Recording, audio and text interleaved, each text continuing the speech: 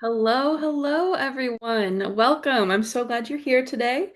My name is Alana O'Connell. I'm part of the marketing team here at Holistiplan, and today I am joined by the one and only Debbie Taylor. If you are new around here and you don't already know her, Debbie is a managing partner and chief tax strategist at Carson Wealth. In addition to managing her own wealth management practice in Franklin Lakes, New Jersey, she is also a highly sought after speaker and teacher in our industry. We are also joined today by Greg Schulteis, a senior wealth partner at Carson Wealth. I do have just a few housekeeping announcements before we jump in. I know Greg and Debbie are eager to get started. We are recording, and we will share the recording with you after this webinar. You can also access the slide deck down in that resources tab, and we will include that in our follow-up email. If you have any questions, please use that Q&A box at the bottom of your screen, and we will address those as we go. Debbie and Greg, I will hand the invisible mic off to you. Thank you, Alana. I had an initial moment of panic when you were talking and I couldn't hear you, but I wasn't in the webinar yet. And I was like, wait, I was just talking to Alana and now I don't hear her anymore. So it's like every time you turn around, there's some new technology approach. And so I'm glad I can hear you now. So good. Welcome, Me too. everybody. So Greg Schultheis, CFP, and Debbie Taylor here to help finish the year strong and then also give you some tips about how to set up 2026. We are actually really excited for today's webinar. I mean, Greg goes to great lengths to put together great content for us. And I spend a fair amount of time going back and forth with him on it. But this one we're really excited about, and maybe because it's year end. I don't know. I don't know. But let's hop in. So OBBA, I am just going to use two B's because I'm very stubborn. And so although there's three B's, I'm using two B's, OBBA, ABBA. And so let's go. What are we going to talk about today? 7 ways to set up 2026 for success. OBBA updates.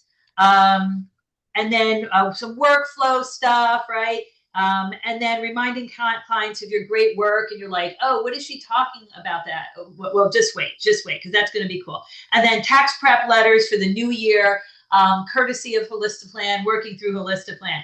Oh, I forgot, Greg. Before we hop in, you're going to demo the newest feature. Oh, how could we forget? That's right. And I even forgot. I'm the one who's telling you that's what we're going to do, and I forget. I jump right to the deck. So, with that, what I've done is opened up a quick example here, and hopefully everyone can see our demo environment here, and the new income annualizer. So I'll close it here just so that you can see what this looks like. But this is something that I can't remember if it was one of our master classes or if it was, the last webinar that we did for future subscribers. But people were asking, hey, is there anything in Holistiplan that can allow me to get something like a pay stub, some sort of income statement from a client, and let Holistiplan sort of do the calculation for me in terms of what's going to happen for the rest of the year? Because this is something that, I have done 1,000,001 times in doing tax projections for clients. You get a pay stub, the pay date is May 5th. And I'm now going to project out for the rest of the year. What is income going to look like? What is withholding going to look like? All of that kind of stuff. So that all used to be done by hand. I can't tell you how many times I've gone to a physical calendar and start counting week by week, how many pay periods are going to be left in the year, and then using that number to try and figure what's income going to look like, how is this going to turn out? So I'm putting together a little bit of an example here of how wages might be calculated for someone who's still working, getting that W-2 income, getting a pay stub. They send it along to you, and we'll take a look at what that looks like. So previously, you could add one of these notes, you could add calculation rows here, but that, thing of the past. So I've set up an income annualizer here, and I'll walk you through what I've done. So I kept my pay date. So let's say, for instance, this is a January 31st, 2026 pay stub. I know that the client is paid semi-monthly. There's a couple of ways you can get clues to that. Certainly being paid, the last day of a calendar month is going to give you a clue that it's semi-monthly. If it was, a 2-week stretch for the pay period, you would know it's probably bi-weekly, but there's a few different options here: weekly, monthly, and then end date. So in this case, it would be the end of 2026. Based on my entries, system is going to calculate how many remaining pay periods there are in the year, which is so helpful, not having to go through that calendar and count out the pay periods for the rest of the year. So as I go down the line here, I'll enter things like gross wages. So if I wanted to add something else here, maybe two jobs, two incomes, something like that, two different types of income that flow through a pay stub, I could do that. But for now, I will stick with my pay line here. Let's say this person makes $20,000 for the specific pay period. We know they've made $40,000 year to date, based on, again, this would be hypothetically coming from a pay stub, something like that. And it's going to give me an annualized amount. Now, my numbers are very round here.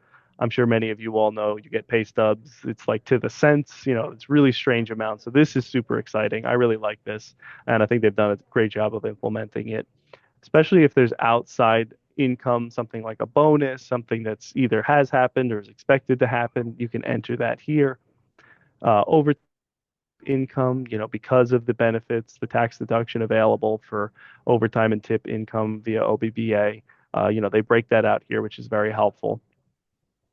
Something like pre-tax savings deferrals. So if they're contributing to a 401k, you can set those amounts here. Similar format. You can also set a max. So if the person maybe doesn't want to go anywhere over the limit that they'll be matched on. So, they're only going to match up to $10,000. Why bother putting it there? We'll put it in my IRA, or I have a SEP, or whatever the case may be. But you could set an annual maximum if you'd like to do that. Let's say $10,000, not 100, and then it will automatically cap it at that maximum amount. So this goes down the line. You can do the same thing with withholding. So there's various different items here. So pre-tax deduction subject to FICA. So maybe if there's deferred compensation coming through, you can add that. There's really a lot of pretty granular detail here. Withholding, federal side, state withholding, and all of that brings us down to our bottom line income number here. And that's what eventually flows into our gross wages line here and down the line here to taxable wages. So really big, big update, great feature. I think a lot of people were probably wanting something like this. I imagine the shouts for it were pretty loud. And I think they've done a great job implementing it. So all that to say, anything you want to add, Alana, before we jump back into our presentation? You are right. The demands for this were loud and many. So I'm very excited to say that it is live and ready for you guys to use. So Greg, where does this make sense to use? And where doesn't it make sense to use?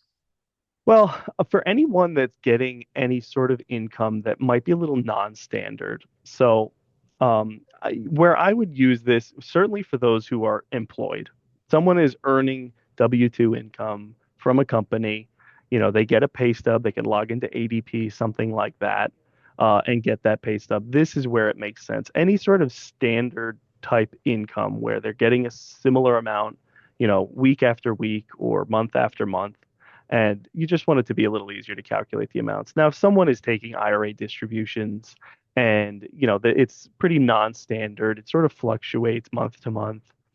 It's not going to make any sense for someone like that because maybe they withhold at 25% one quarter when they take a distribution, and that's not going to make sense for the rest of the year. So we're going to change it up. But anywhere that there's pretty much standard type income and withholding is where I would suggest using that feature. And if it's non-standard, this is still helpful. You just It have to is. be a little bit more careful about that. Right. As long as some portion of it is standard. In my case, maybe there's bonus income. That's not so standard. But you can enter that, in its own line item, and isolate that from something like salary, or other, some other sort of stipend, something coming out that's standard every week or every pay period. And the bonus, overtime part, tips, that will then be calculated according to OBBA and like separated. So do we have anything to show people on that, or, you know? So it's going to flow just the same. What you'll see here is that you can enter overtime income here. You can enter tip income here if you didn't want to use the income analyzer. I think I don't have a particular situation that would benefit from that, but what I will show is that and now in my additional deductions here, if you have tip income or overtime income, it's going to automatically calculate these tip and overtime deductions here. Nice. So as long as you're entering that, it'll flow right through. Plan does the Good. rest of the thinking for you. Yeah, I think, Greg, also taking a step back, I think this is very timely because OBBA created all these tax torpedoes with the income phase outs. And certainly there were income phase outs before, but I think there's income phase outs now in areas that are going to impact a lot more people, possibly. And some of these income phase outs are very punishing, like on SALT between 500 to 600. So maybe for some financial planners, modeling this out is going to be very helpful going forward to Agreed. understand some of those phase outs and how it affects taxes. What are your thoughts on that? I completely agree. And I think just like you say, as we're going into the new year, there's more emphasis on this.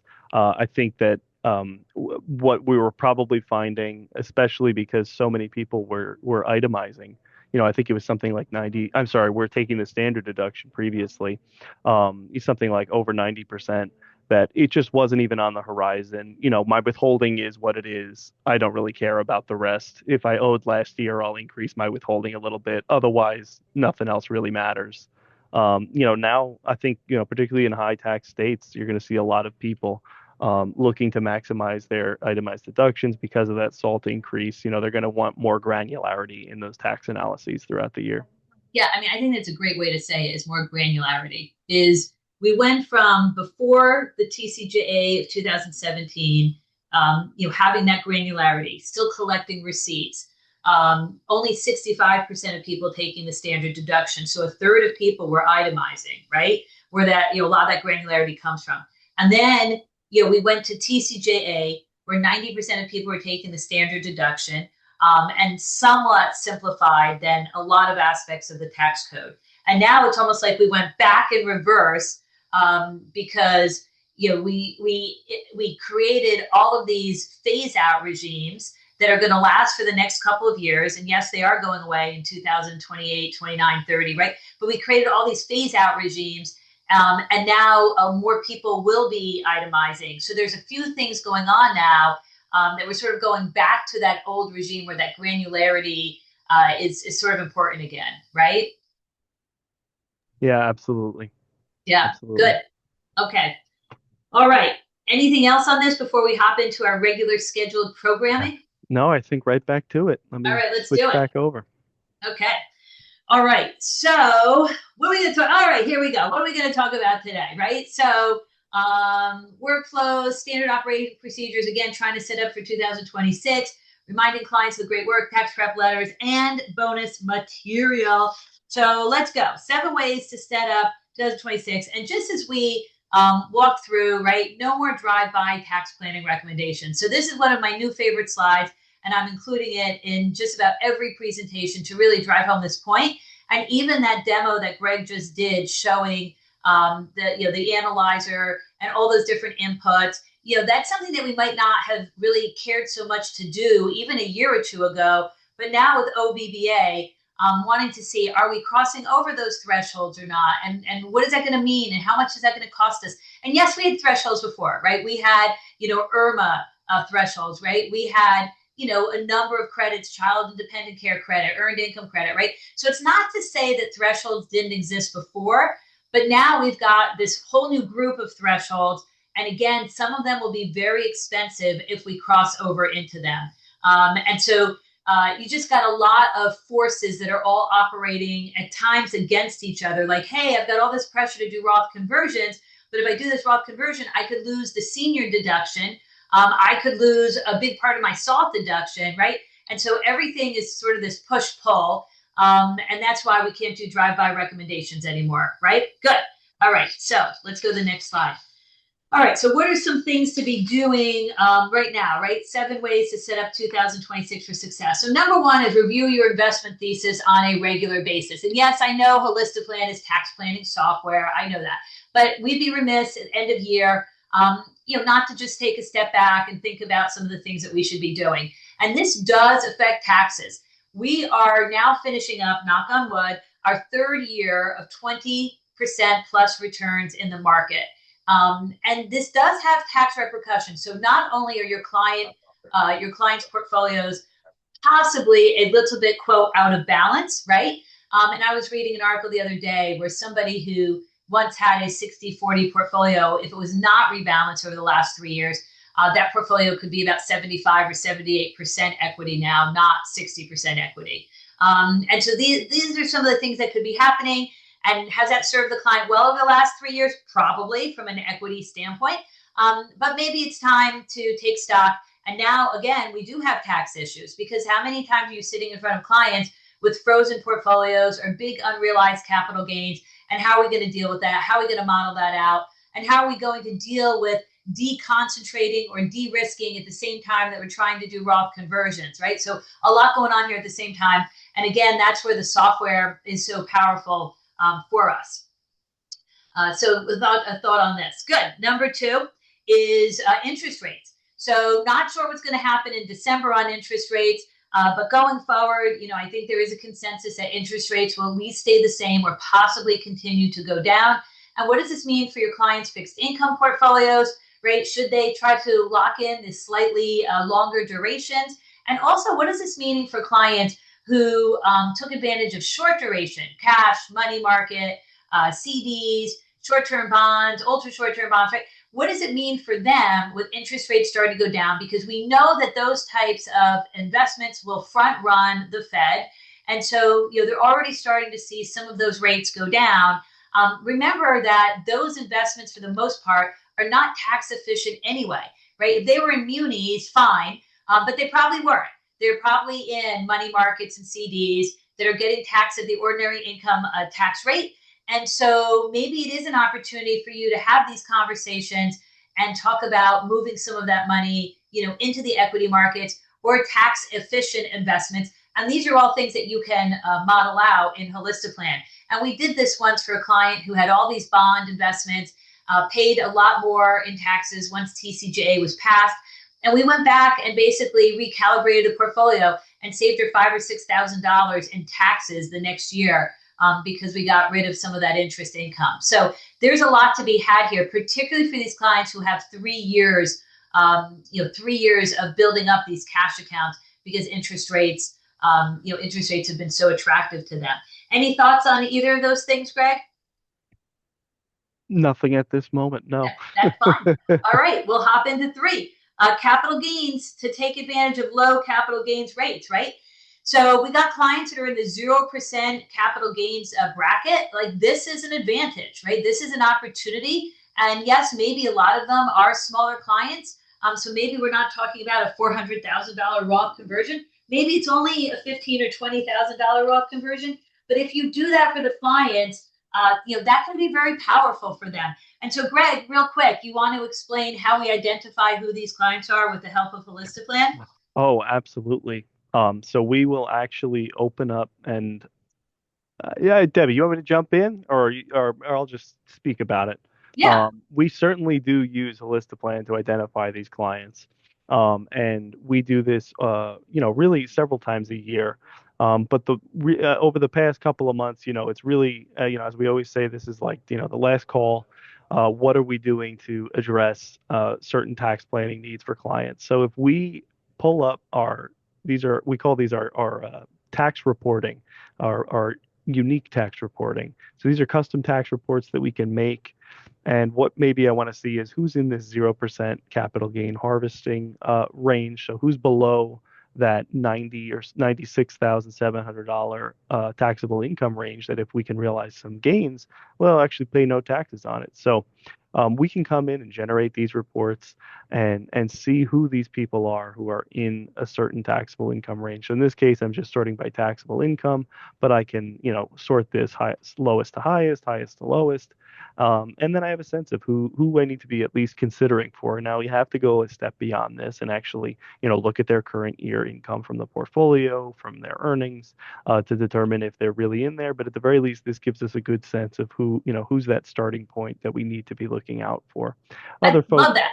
I yeah. didn't know that you were going to go into the software on that. I figured you just talk about that we have a dashboard and we can identify someone in the 0% capital gains bracket, and we have that list, right? So that's great, Greg. And then we reach out to these people, right? Exactly. Yep. Yeah. Exactly. Yeah. So So that's one way to do it. All right. So when we say, hey, we want to identify people in the lowest ordinary income tax bracket, we want to identify people who are in the lowest in the 0% capital gains bracket. One of the things I want people to be thinking about with Holistiplan is all these great enterprise tools that Holistiplan has, and how you can then organize your book so that you can reach out and be proactive, with these clients, all right, based yeah. on whatever criteria you set, essentially. And I think, tying these last three together, so many clients have these large concentrated growth positions in tech companies, AI companies. So I think there's going to be a lot of opportunity, when you can squeeze out, $20,000 taking off the top of some concentrated position. I think that goes a long way with clients in showing the care that you're taking with their portfolios and with their tax situations. Yeah. And I mean, that's the most basic of situations, right? Like I'm taking something that is like at the lowest end, Right. but there's so many gradations, right? Is a client who, for whatever reason, is in the lowest ordinary income tax bracket this year. And then some of the planning you would want to do with Roth conversions or distribution planning in connection with that. And so it's only limited by your imagination. So good. All right, let's hop to the next slide. Loss efficiency. Anything on this one, Greg? Just making sure if you can utilize those long-term losses and realize short-term gains or something to that effect, obviously that's going to be the most tax efficient. Or if you have short-term gains, short-term losses are certainly going to be the most tax efficient way to offset those. Yeah. So remember that not all of these gains and losses are taxed the same necessarily. And so for most of your clients, you want to do away with the short-term capital gains because those are taxed at your ordinary income tax bracket. So if you've got carry forward losses or you've got losses, but maybe you don't want to use all of them up right now, but you might want to use some of them to offset the short-term capital gains, right? If you want to hold on to these losses or not trigger losses. But yet you do want to get rid of those short-term capital gains for most clients who are in those higher tax brackets. So just another way to be thinking about this, right?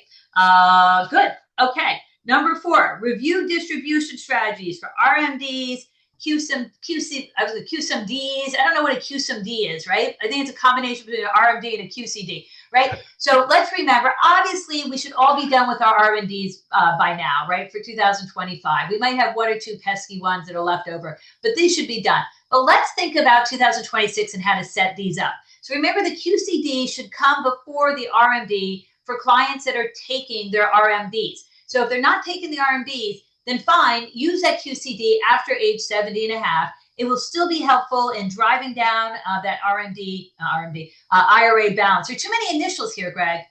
Nothing but acronyms in this industry. industry. Okay? Too many acronyms, too many initials, right? So, using the QCD before RMDs will help the IRA, right? Look at that, okay? That will be helpful. But it is most helpful, right, when those RMDs have started, because then you take the QCD first. That way you offset any RMD, and that will then decrease your income. And that means all these AGI dependent deductions that are so important, particularly under the OBBBA, that your client will have a better chance qualifying for that enhanced senior deduction, for that SALT deduction. And so this is the everything affects everything approach, which was one of the other terms that we've coined, right? Everything affects everything. And so like that QCD could create this great ripple effect, is not only then you could take less of an RMD, but you've driven down your income, and that helps you with all these other AGI dependent deductions. Okay, super helpful. So what you want to do then is early next year, you want to reach out to those clients who do QCDs or who are charitably inclined. And if they're interested, figure out what that budget is. Oh, we're going to do $5,000 in QCDs. Well, then normally you have a $25,000 RMD, but we're going to just set you up on $20,000 of RMDs because you're going to take a $5,000 QCD, right? So try to coordinate those strategies so that we're not overdoing the RMDs or doing things in the reverse order. Okay.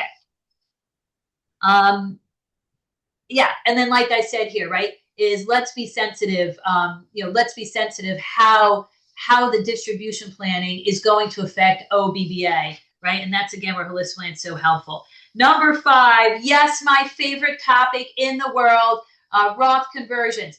So again, we're finishing up 2025, and some of us are still doing some of those Roth conversions, even at our office, okay? So yes, do we do Roth conversions throughout the year? Yes. Did we do them in April when the market was down 20%? Yes. But do we have clients that don't listen to us? Yes. And do we have clients then who are coming back and doing this final round of Roth conversions? Yes, just like you. And so that is how this goes. But think of this heading into 2026. Think of this as a year-round activity, not a Q4, not a December, but a year-round opportunistic activity, right? Opportunistic. And so let's then set up 2026. And what I'd like for you to do ideally is in January and February, set up your Roth conversion recommendations for the year, even if it's somewhat general or it's a range, so that when the market pulls back, and it will, you're ready to hop in and do those conversions for those clients that are willing to listen, okay? Remember, though, when you do those Roth conversions, again, that pesky OBBA, and at the bottom there, that pesky SALT, okay? So yes, there's a number of phase outs, but a big one, a huge tax torpedo is at 500 to 600,000. Now, if you've got a client that's over the 600, go at it, right? And if you have a client that's well below the 500, no problem. But if you've got a client that's 475 or 525 or 550, you better understand this, you better model it out, and you better be transparent with your client, because you don't want to lose a $30,000 deduction because you weren't thinking and you were doing drive-by recommendations, okay? No drive-bys, all right, good. Review cash flow for the year. So this is, again, early January. Reach out to those clients, find out about their budget, about their spending, about those bonuses coming in, and anything else that you need to be aware of.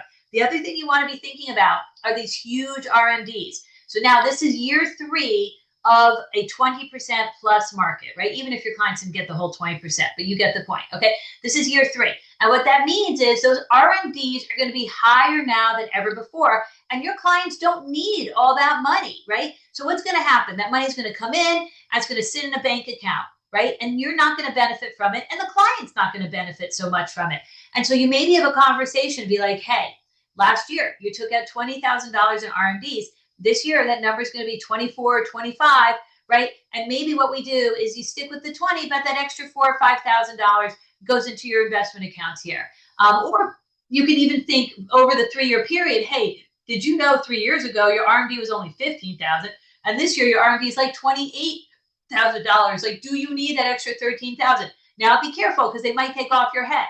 And they're going to be like, yes, inflation. I can't go to the food store and it not cost me $1 billion. And you're right. I even remarked, I was at the food store the other day, and I said to the woman, food has become so expensive.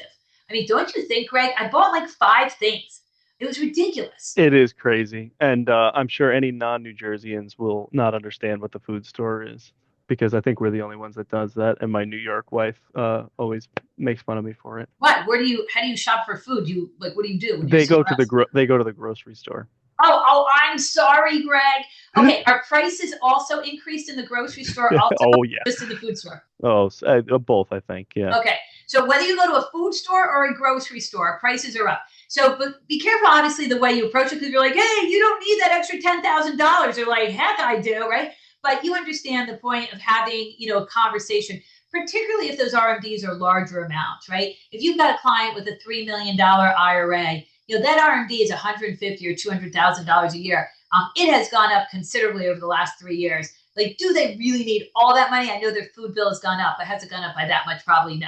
And so these are the conversations you want. And also remember, they already have probably too much sitting in those cash accounts and CDs. And so it's part of a larger conversation. All right, so let's make sure we're reviewing that. We're tracking things down. And that's where, of course, that Schedule B in Holistic Plan, that Schedule B report is very helpful, because it helps to show where all that cash is being stockpiled, and they might not even remember. Number 7, will the market be positive the 4th year in a row? Who knows, right? Who knows? I will tell you, though, statistically, it is unlikely, okay? 4 years in a row is unlikely. I mean, the market is up 4 out of every 5 years, 3 out of every 4 years. You see the JP Morgan guide to the markets. You look at the measles chart, right? And so, it is, somewhat unlikely we're going to have a 4th banner year. But I'll tell you something that I am 100% confident about is, yes, we could have another great year, and I hope so. What I am confident about, though, is that we will have volatility and we will have that pullback. Okay, even if it only lasts a month or two, we will have it. So you need a plan B for your clients, and they've gone soft, and maybe you've gone soft a little bit. What's your plan B? What's your contingency plan? Is there a home equity line set up already? And you set up the home equity lines before the recession starts and before the market pullback, not during the market pullback, not during the recession, because banks don't lend when people need money. Banks only lend when people don't need money, right? So what is the plan B for these clients if and when we have that pullback? And if it lasts more than a month or so, right? Where are your clients getting their money to live off of? Do you have a liquidity account? Do you have a home equity line, right? How are we supporting the real estate, right? How are we planning for that daughter's wedding, right? So make sure that we have the plan B and that liquidity bucket. And also while you're at it, we should be reviewing our insurance needs, right? And that should be on your regular service calendar, whether you're doing that over the summer, whether you're doing a certain review every quarter, but let's make sure that that's built in. And don't forget my favorite expression, everything affects everything, right? Good. Okay, let's hop in. OBBBA. OBBA. I only said two B's, I think, right? Because I'm not going to say the third B, Greg. I'm not You're doing skipping that. it. I'm skipping the third B, okay? So, okay, we got a question there, Greg. I'm not sure if you can answer that on the Q&A. I know that's a lot to ask because I'm trying to get you to do Q&A and drive the deck. I can do it all. I know you can. All right, so let's look at this. OBBA signed on July 4th, right? 900 pages long. Lots there, we know that. So let's hop in. Some of this will be a little bit of review, but I always try to add new things, right? Always try to add new things. So number one, we have the new or expanded tax breaks. And this was just a list of the key, those key OBBA tax breaks. And basically they were Trump campaign promises, right? And that's how you need to think about them. And I also put the expiration year, which is 2028 for the senior deduction, but then SALT expires in 2029, right? Tips and overtime back to 2028.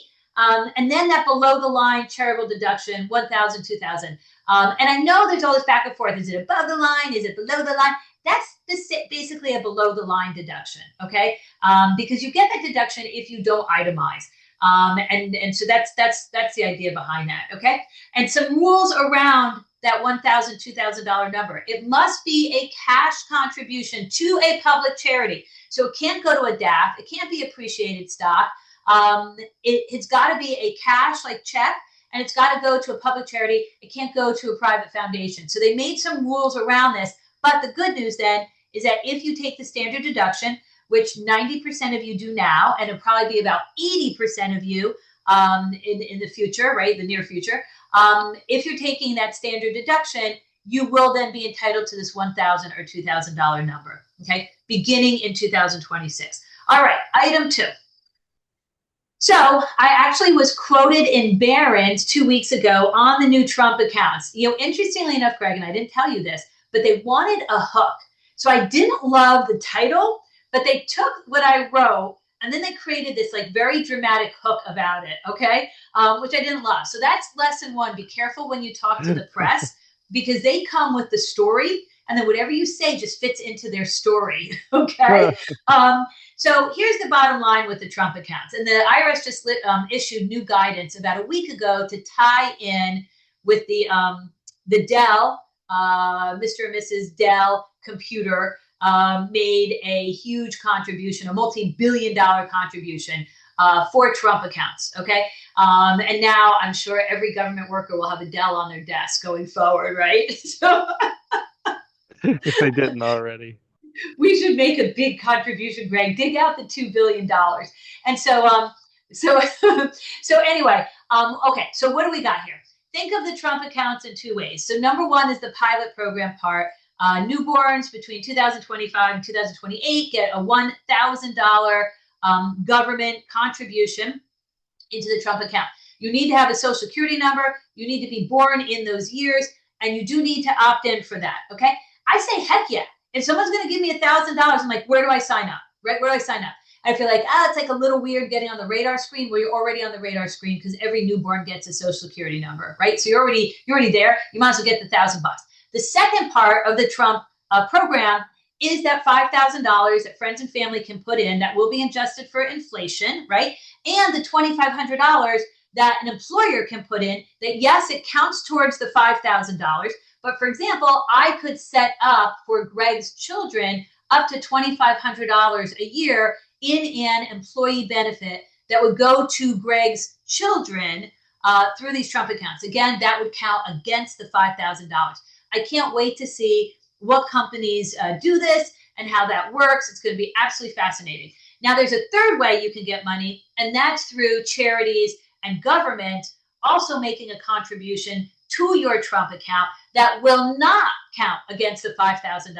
So you got to remember the rules. I see Greg processing. Are you processing? Right? You got the $5,000 adjusted for inflation. You got the $2,500 from the employer that does count against the $5,000. But then you've got the money from the government or charity that does not count against the $5,000. But to be clear, you can't just go start a foundation and start like writing checks out to your best friend's kids. It has to be among like a class or a zip code or a need base like that. And so there are a lot of rules. So Greg, you cannot start a foundation and start just writing checks to your neighbors and stuff. Okay. I know. I am so sorry, Greg.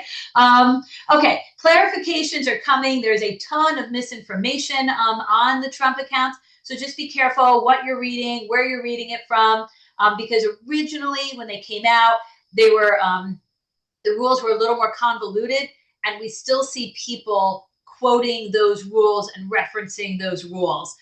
It's really going to be treated more like an IRA once the child reaches the age of 18.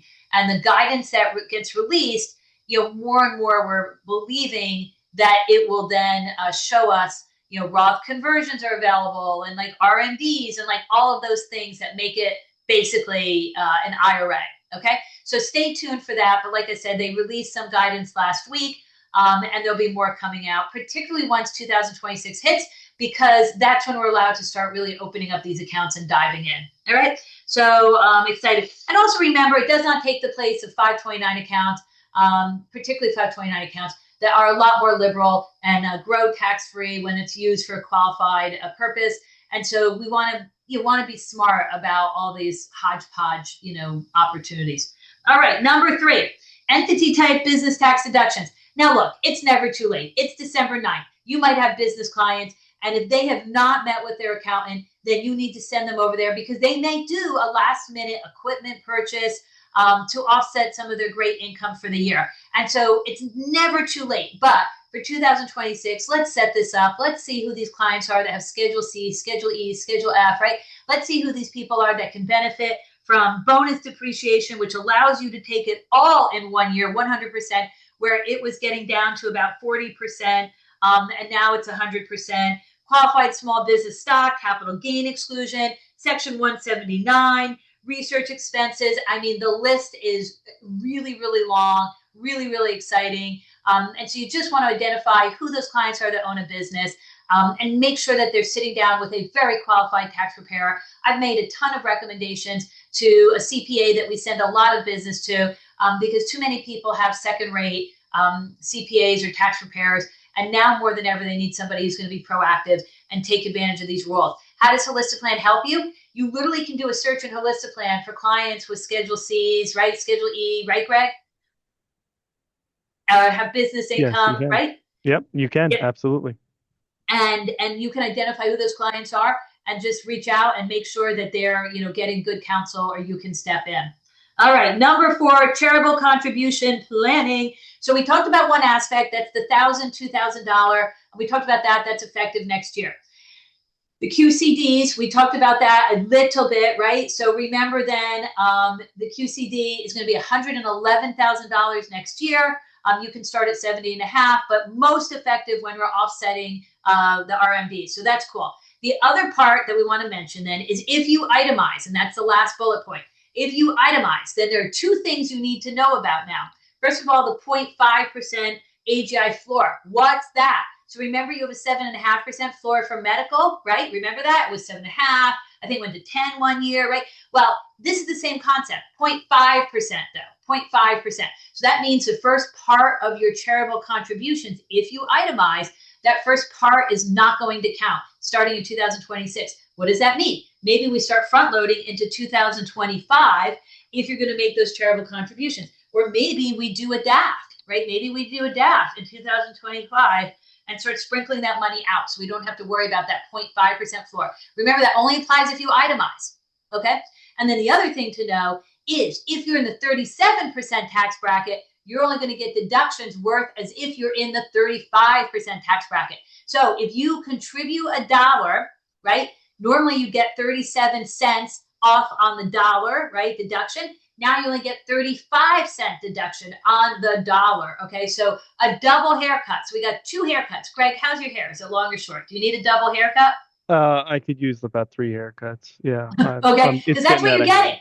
You're getting a double haircut, the 0.5% AGI and then the 35%. So for those clients, you might want to move those contributions into this year or do a DAF. And of course, bunching, which has been around forever, but we stopped doing bunching because everyone was taking the standard deduction, and it was so hard to overcome the standard deduction with a $10,000 SALT limitation. But now that you can do $40,000, more clients will be itemizing, and now that bunching is going to come into play, and again, collecting receipts. So we've got to sort of go back to the way things were done in the old days. Any thoughts on that, Greg? No additional thoughts. Nope. No additional thoughts. All right, number 5, accelerate liquidity events and multi-generational legacy objectives. So let's not be soft, right? Let's not be complacent about this. Is interest rates are low-ish. Tax rates are low for the foreseeable future. What does this mean? Oh, we don't have to do anything. Or, hey, let's take advantage. Greg, which is the right answer there? We can definitely just not do anything. It's, we're fine. No, far from it. A little more time Let's just means that your estate planning attorneys are going to have some more bandwidth to take on your case, take advantage of it, take advantage of the increased lifetime exemption while it's here. Love that. Okay. Let's take advantage of Roth conversions. Let's take advantage of the 37% tax bracket. Take advantage, take advantage, take advantage. Okay. So yes, low rates are here, but they're not here forever, even though they say permanent. What does permanent mean, Greg, in Washington? In pencil, it's going to be wiped out by the next regime, no doubt. Yeah. It's like a Hollywood marriage. I mean, you're lucky if it lasts a month or 2, right? So let's take advantage. Let's be smart, particularly for those higher net worth clients. Okay. Number 6.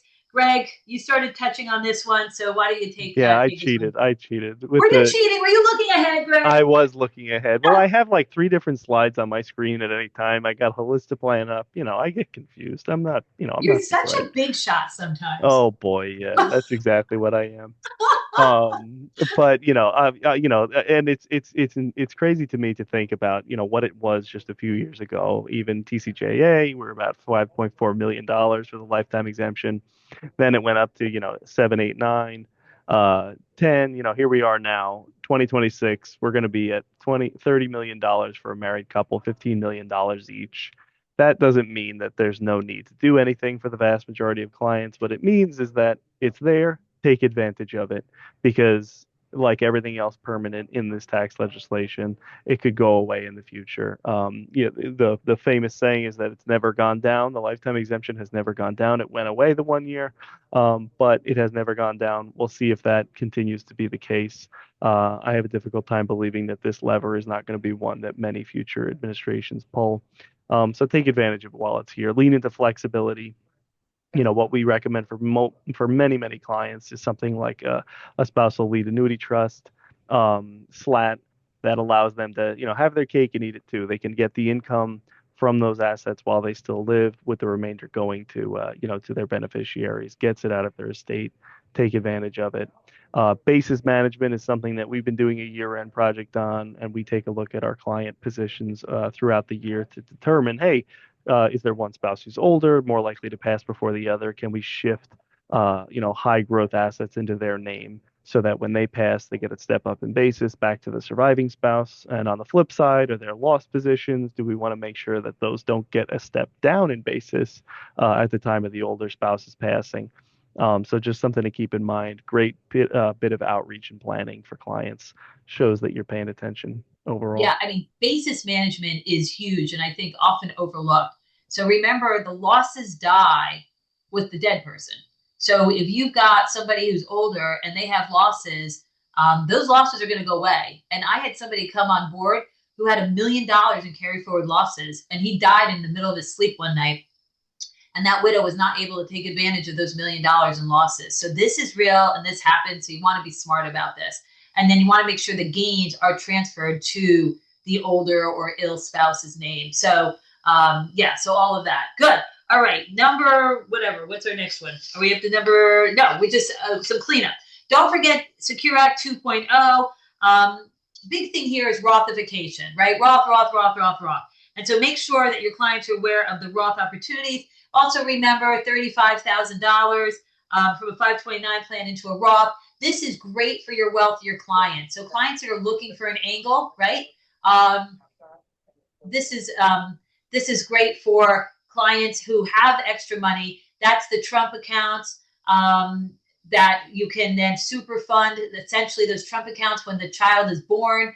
And then also here, the $35,000. So it's good to have a short list of like sort of nifty little ways to stick it to the government. Your wealthy clients really appreciate that.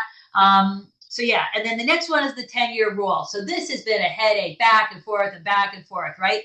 And so with the 10-year rule, then our RMDs are finally codified for 2025 if the original account owner was already taking RMDs. Right? So RMDs had to start and then they continue. So imagine like a spigot with water, you turn it on, it stays on.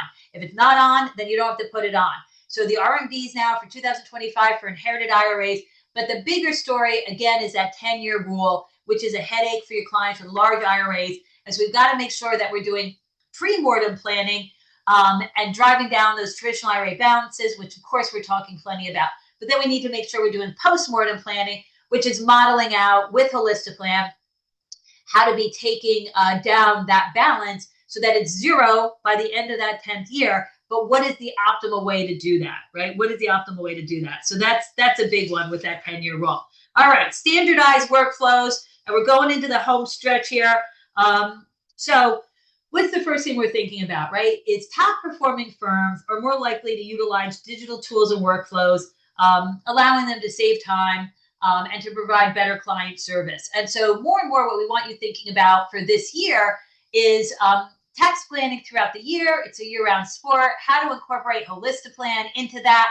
We will help you do that. We have so much content, a whole masterclass library with literally like hundreds of webinars with me and others. And so take advantage of that, you future subscribers out there. And as you head into 2026, let's think about our service calendar and think about how to build Holistiplan and tax planning into the entire practice. So the first thing is processes, workflows.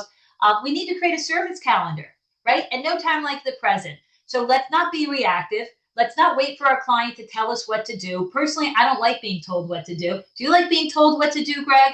I don't think you do. No, I actually do.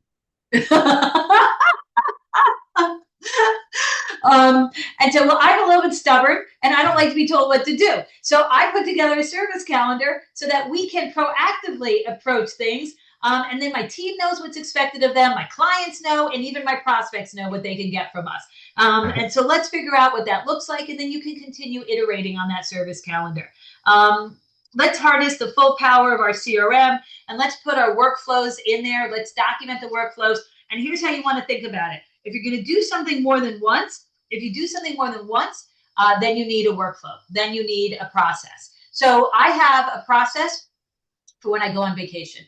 I have a process for when I go to a conference. I have a workflow for every single client event. All right. If you're going to do something more than once, let's not reinvent the wheel. Create some type of checklist or workflow, whether it's in Salesforce, whether it's in your other CRM, whether it's in Asana, right? Let's automate it as much as possible. All right. 10 standard operating procedures every advisor needs. So here's what happens is inevitably when I give this talk, people say, hey, like, where do I start? What operating procedures should I have? So I said, you know, something, that's a great question. So I wrote an article on that for Horse's Mouth. And now here's some of the slides. So at the very least, you should be building workflows and standard operating procedures around these things. Leads, prospects, and discovery meetings. I have seen data where too many people do not have process around discovery meetings, around prospects, around leads, and then things just fall apart. Why do you put all the time into meeting somebody and then not have great follow through? That makes zero sense. So let's have a SOP and SOP for that. Client onboarding, how are you making that first 90 days amazing? Exit client, yes, they do leave us from time to time, right? Yes, they do. So I had a prospect today actually ask me, what's your retention rate? I said like 99%. And she said, why do they leave you? I said, well, they die. And she got such a kick out of that. But we've had a few clients die in the last couple of months. And so how do we handle the exit checklist? And of course, you should have a death checklist because it's actually very complicated. So you should have a death checklist. All right, number 4, client reviews. So you should have a checklist for client reviews so your team actually knows what to do. How are you delivering your key client services in a quality, efficient way? So what are those key client services that you define yourself by? Well, make sure that there's checklists around that. Client events, like I said, every single party I throw, no matter how much fun it looks, we have a whole checklist around it. And by the way, the checklist is like pages long. Like every single thing, it's like pages, all right? What's so funny, Greg? Well, the checklist maximizes the fun, less to work. Yeah, exactly. Good. Number 7, strategic alliances and centers of influence. So if we have outreach to them, if they're recommending clients to us, right, let's make sure, again, if it's done more than once, you need a process. Client service model, review your segmentation. We review that quarterly, and review your service model. Who gets what?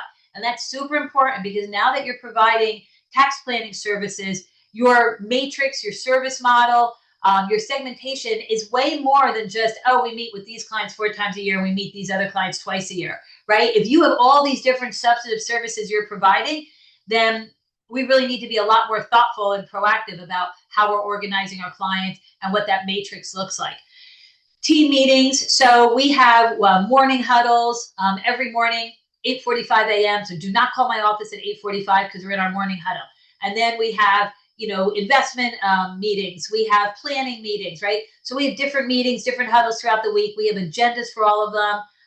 And then again, bonus. If you do it more than once, create a standard operating procedure. Okay, as we head in to the home stretch, and everyone should stay with me because this is absolutely going to be worth it for you. Here's what we do. So you work so hard all year, okay? Your team works really hard. And guess what? Clients forget. They forget that Greg was on the phone with them in January, helping them to do tax planning, reviewing their benefit statement. So what do? Remember, if a tree falls in the forest and nobody hears it, the tree did not fall. So what do? We summarize the year through a yearly review. Right, Greg? There we go. That's right. And we send out a yearly review early in the year that highlights our yearly wins, reminds clients of the amazing work we did, such as tax planning, such as going out and visiting your place in the Hamptons and doing the home inspection with you. Because yes, we did that, okay? Reviewing your mortgage statement, helping you to get a mortgage. Yes, we did that too. Talking to your son and talking him out of getting engaged to that gold digger. Yes, we did that too, okay? So these are the things we do. Your clients forget about them. You are going to remind them. So the next slide is telling you some of the things that you might be putting into your yearly review. Okay. Oh, this is a little bit different. Okay. So now I'm going into different things. So there's 2 things here. Fine. One of them is Greg's laughing. Do you want to jump to the wins and wows? I'm going to wins and wows. Yeah, I'm going to wins and wows. So the first thing is the year in review, which is, I'm sorry. I'm getting confused. It's all right. Okay. There's 2 things. One of them is the wins and wows, right? And the wins and wows goes out. And here's what we do. This goes to the actual client, okay? And this is, hey, we did that Roth conversion. We helped you with your Hamptons house, all of that, okay? That is an individualized email, okay? And it is sent to your best clients, okay? About the amazing work you did, about the taxes you saved for them, all that. And include your amazing Roth conversions that save them hundreds of thousands of dollars in tax dollars. And here is a template of what we did for wins and wows, okay? Roth conversion analysis, estate planning review, beneficiary review, all of that. Okay. Then, so we do that. That's wins and wows. That's individualized. But then we do the yearly review. I got confused. And our yearly review is something that we send out to all the clients. And Greg, if you show that to us, what it looks like.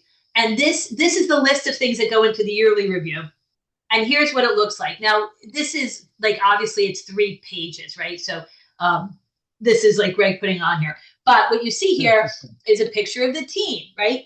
And then we talk about the conferences that I attended. We talk about the announcements that we sent out. We talk about how many webinars we held. We talk about all the financial planning services we offer, all the plans that we created and that we updated, right? All the client events we held. So this is goes out to all the clients, and it's like just just fun. The awards we won, and you're seeing this more and more from businesses these days. If you notice that, Greg, do you notice that? Is I'm getting this from a lot of businesses now, talking about like Absolutely. celebrating the year. Yep. And so we've been doing this for years. We've been doing this, and the clients love it. Okay. And so that's the yearly review. Then we have the wins and wows. The wins and wows are the personalized ones. The yearly review goes to all the clients in this sort of newsletter type format. And then the last thing I want to talk about are the tax prep letters. Greg, you have 4 minutes to walk us through the tax prep letters. We send them out in February or early March every year. We'll have an opportunity possibly to demo this more in the new year, but I want you getting ready for it because it requires a fair amount of work. And so you want to sort of build this into your workflow. So Greg, you got 4 minutes. I'm on it. I can do it in 2, I think. So this is coming from our tax letter staging screen. This is a tool that goes across your whole client book, allows you to, to visualize who we have done the letter for, who we're in process on, who maybe needs to get reviewed by a higher up, something like that. So for any individual, we can start our letter here. We can change our status, started, in draft, ready for review. So if you have a senior person and a junior person's working on it, change it to ready for review. Now our senior or lead advisor comes in and can look through it. Let's start our letter. Any of the line items that we're adding here can be seen at the bottom here. So maybe if we have a 529 to Roth IRA rollover, we can add that. Additional notes that could be helpful for any maybe non-standard items. Grant to a donor advised fund, grant from a donor advised fund is a great one because want to make sure that CPAs are understanding what was gifted in cash, what was gifted from the DAF. They're not going to get a deduction for it in the current year. And we're just going down the line and adding, what is it that we're going to be adding here? We're going to maybe include their mortgage interest statement, include a description about it. We could add a 1099 B for proceeds, if we're sending along account 1099s for accounts that you manage. This is a great way to do that, consolidated in one page. And there's really no end to the amount of tax I mean, literally every type of tax document is represented here. You can include it in that tax letter, make it easier for the CPA to understand, make it easier for the client to understand, see all their tax data in one place. Might be cost basis detail here, 529 plan contributions. You could include the date. So maybe every year on the first of the year they put, the $15,000 into that account, something like that. Oh, I put the number in the wrong place, but you get the idea. Maybe this is for Greg. This is for me. I'm contributing to my own. 529 to Roth IRA. Again, you could do the description here, the date, and what comes out here is a really nice summary letter, which can be printed. You can print this. You can set the status complete right here. You can make an EA/CPA version. The client version provides a little bit more detail, explaining what some of these are, whereas CPAs definitely, they understand what a lot of these strategies are. They don't need this detail, but great way to just kick off the tax season, get these out to CPAs, engage with CPAs who you may not have had the opportunity to speak with, get to know. So great tool to use, and Holistiplan's great at keeping track of it, letting you know who you've done, who still is yet to be done. So back to you, Debbie. Yeah, Greg, let's just go into the slide, which has a list of items that we include in the tax prep letters. Because a lot of times we'll get questions when we talk about this, like, oh, do we include, QCD? Do we, include a 529 distribution, right? And so here's a list of sort of typical go-to things, but by all means, you can customize it and add other items as well. But here's the challenge is that there's been so many tax law changes over the last, 7 or 8 years, and the IRS has not updated the 1099s. There's not enough transparency. Even the QCDs this year, they're just updating the 1099s, but it's still very confusing. People still need to be notifying the investment advisor and the custodians that it's actually a QCD that was taken and not a regular distribution. So there's a lot of ways that this can go sideways. And that's where these letters help to create transparency, visibility, and helps the end tax preparer, who's very transactional at this point, helps them to understand what happened throughout the year. So we do this for all of our valued clients. And it's a bit of a project early on in the year, but I think it's very valuable to avoid misunderstandings and also people paying taxes where they don't need to be paying taxes. And then you're amending returns. You've got a really upset client, things like that. So any thoughts on that, Greg, before we call it a day? No, I think, just keeping in touch with your client, with the CPA, it's so important. Yeah, that's a great point. Is we have a spreadsheet of all the CPAs that we're supposed to send this to, and getting permission from the clients, or we can send it directly to the client. So a lot of ways to approach that. Quickly, bonus material. So here's your OBBA provisions chart that we made ourselves because I did not like any of the charts that I saw. And so this tells you the provision, the effective dates, the MAGI limitations. And so I kept seeing charts with only one or two of these columns, but not all of these columns. And so we created our own. So hopefully that's helpful to you. And with that, then you need to sign up for Holistiplan. It will change your life. It will change your clients' lives. And it will help you reach a pinnacle in your career that you never thought was possible. So with that, then back to you, Alana.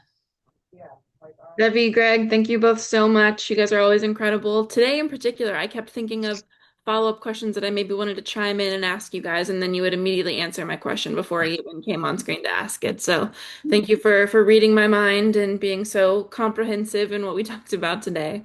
Thank everyone so much for sticking around. We will follow up with the recording of this webinar probably tomorrow or the day after. Again, we'll have the slides, the resource that Debbie just shared, which is incredible. Thank you so much for making that. We hope to see you guys as Holistiplan users soon if you're not already. If you have any questions, you can contact us at info@holistiplan.com. And we look forward to seeing you guys in 2026. Thank you all. Stay Have a safe. good day, everyone. Bye.